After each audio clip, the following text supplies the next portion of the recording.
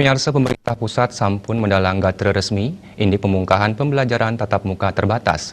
Sani mangkin para pengelola lembaga pendidikan metakitaki sejeroning niaga yang serana untuk nyokong pemargin protokol kesehatan.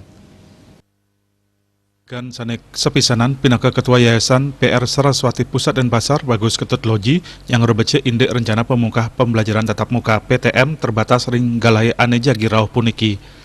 Pengerencana inucap pacang ngawinang pemargin belajar mengajar mewali sakadi jati mula ya diastun kewatasin antuk prasyarat sani sampun kejantanang.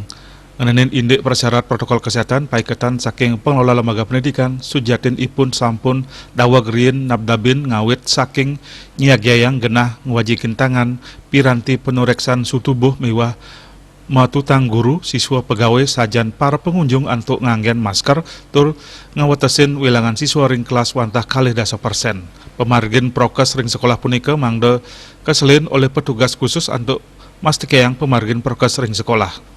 Rau mangkin paiketan dane kantun nyantosang petunjuk teknis saking dinas sane mapaiketang ngenenin SOP pembelajaran tatap muka yening kebuatan paiketan dane mapengabti majang pemerintah untuk ngelaksanaan simulasi sedurungnya ne mangdo samian anggel masikian pekayunan sejeroning pembelajaran tatap muka.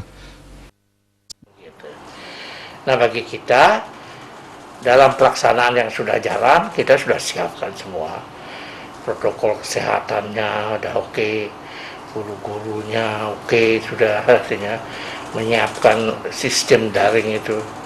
Nah, kemudian ke depan kalau daring ini dirubah lagi kembali ke tatap muka, ya kita dengan sendirinya kita juga sudah siap, hanya tinggal memperketat protokol kesehatannya saja.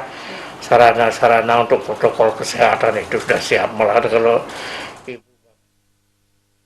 Bagus Ketut Loji ngawawahin melarapan sistem pembelajaran daring sedurungnyane guru wantah nerapang mengajar satu arah.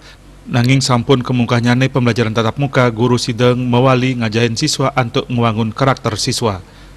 Ria Sebali TV.